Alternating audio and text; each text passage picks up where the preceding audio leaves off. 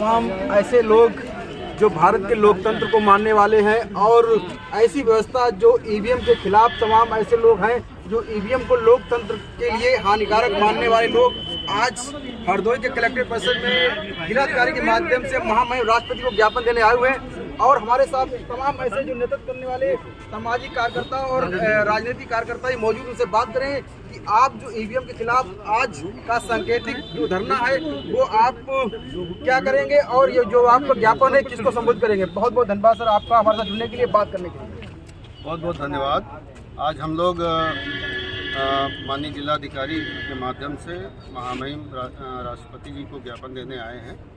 हम लोगों का सबका मानना है, बल्कि जनमानस में भावना है कि ईवीएम के माध्यम से चुनाव में हेराफेरी हो रही है। और जो चुनाव आयोग बना था संविधान के आर्टिकल 324 के तहत बना था, जिसमें चुनाव आयोग की जिम्मेदारी थी प्रत्येक नागरिक को अपना वोट डालने का अधिकार हो और उसको ये जानने का अधिकार हो कि हमारा वोट कैसे पड़ रहा, किसको जा रहा, उसके पक्ष में गिनती हो रही है कि नहीं हो रही है। आज ईवीएम इन सब बातों पे खरी नहीं उतर रही है। हम ईवीएम में वोट डालते हैं, केवल एक लाल बत्ती जलती है, इसके अलावा मुझे नहीं पता चलता कि हमारा वोट कहाँ जा रहा है, किसके पक्ष में गया।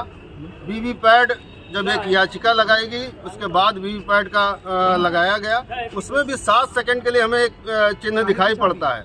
उसके बाद वोट कहाँ जाता है, किसके पक्ष में जाता है, ये हम सबको नहीं पता चल पाता। इसलिए ईवीएम पे आज बहुत बड़ी प्रश्न चिन्ह लग गया है और हम सब यही मांग करने आए हैं कि अगर इस देश के लोकतंत्र को बचाना, संविधान को बचाना है, तो हमें ईवीएम हटा के और फिर से पुरानी प्रणाली जो कि बैलेट पेपर था उस पे हमें आना पड़ेगा। और इसके अतिरिक्त ये भी है कि जिन देशों ने ईवीएम का इजाद किया था, ईवीएम लाए थे, चाहे जर्मनी हो, चाहे फ्रांस हो, चाहे अमेरिका हो, चाहे जापान हो, उन सारे देशों ने आज ईवीएम को हटा दिया और ये मानते हुए कि ईवीएम के माध्यम से हेराफेरी हो सकती है। उसमें चिप का भी प्रावधान है, चिप के माध्यम से हैकिंग और तमाम कुछ हो सकता है। उन सारे देशों ने ईवीएम हटा के पुनः जो है बैलेट पेपर पे आए हैं। हमारे देश में क्यों नहीं हो सकता?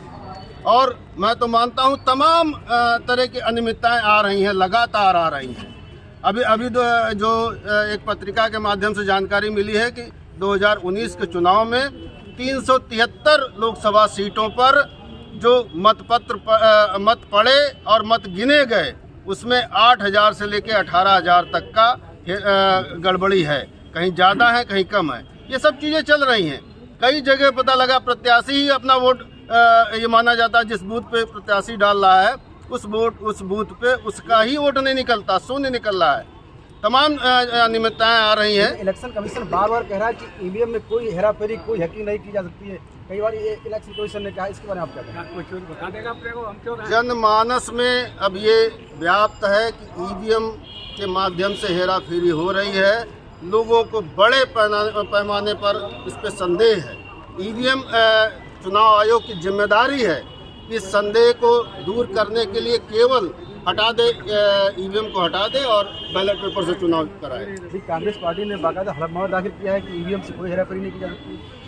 कांग्रेस पार्टी के बहुत से लोग जो है इस समय कह रहे हैं, बहुत से लोग कह रहे हैं कि हेराफेरी हुई। अभी जो विगत चुनाव हुए हैं 2023 नवंबर दिसंबर, उसमें हेराफेरी हुई है। मैं ये सब नहीं कहता। मैं कहता हूँ कि इस देश के जनमानस को अगर संदेह है, किसी प्रक्रिया पे संदेह है, तो क्यों चुनाव आयोग और सरकार इस पे अडिग है? क्यों नहीं उनके संदेह को दूर करने के लिए बैलेट पेपर से चुनाव करा रही है?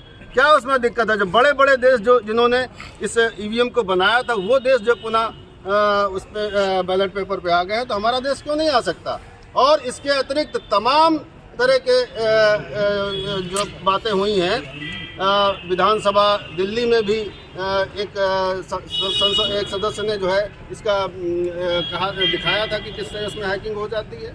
अभी जो है दिल्ली में जो हमारे तमाम अधिवक्ता साथी जो है प्रदर्शन कर रहे हैं, उन्होंने कहा है कि 50 ईवीएम हमें दे दीजिए, मैं बगैर छुए उसमें हैकिंग करा दूंगा। अगर हैकिंग हो जाती है तो आप मान लीजिएगा, लेकिन चुनाव आयोग उनको 50 ईवीएम देने को तैयार नहीं है। आपको ईवीएम के विरोध में संदेह है, कुछ पुख्ता प्रमाण है कि ईवीएम हैकिंग की जाए? ऐसा है, बहुत सारी वीडियो क्लिप्स हैं। ईवीएम हैकिंग करके बहुत लोगों ने दिखाया है और गांव का हर व्यक्ति मानता है।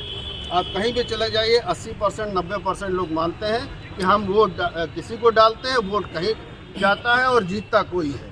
तो ये बहुत बड़ी संदेह है और लोकतंत्र संदेह पर नहीं चलता है। लोकतंत्र में जनता से सरकार बनती है तो जनता को अधिकार है कि उसको पता चले कि उसका वोट प्रॉपर गया कि नहीं गया। अगर संदेह है तो उसको दूर करने में क्या परेशानी है। मैं ये सवाल करता हूँ चुनाव आयोग से भी और सरकार से भी। भारत के कितने % लोग ईवीएम को लोकतंत्र के खतरा मान रहे हैं? मुझे लग रहा है आज 80% से ज़्यादा लोग मान रहे हैं कि ईवीएम के माध्यम से वोट की चोरी हो रही है। हम वोट किसी को देते हैं, वोट किसी और को जाता है, जीतता कोई और है। लेकिन इस समस्या का समाधान कैसे? तमाम पार्टियां अगर ईवीएम का इतना ही विरोध कर रही हैं तो उनको सामूहिक रूप से इलेक्शन का बहिष्कार कर देना चाहिए। क्यों नहीं कर रही हैं? देखिए, पार्टियां क्या कर रही क्या नहीं कर रही, तमाम विपक्षी नेताओं के बयान आए हैं, लगातार आए हैं। लेकिन जो सामाजिक संगठन है उनकी जिम्मेदारी ज़्यादा है। जनता इस बात को मानने पे बिल्कुल तैयार है कि ईवीएम से हैकिंग हो रही है, ईवीएम से चोरी हो रही है। राजनीतिक पार्टियों को भी आना चाहिए। हम सब आह्वान करते हैं कि राजनीतिक पार्टियां इस मुद्दे पर एक साथ आएँ और ये मांग करें कि इस देश में अगला चुनाव जो भी हो वो बैलेट के पेपर के साथ हो। तो आज का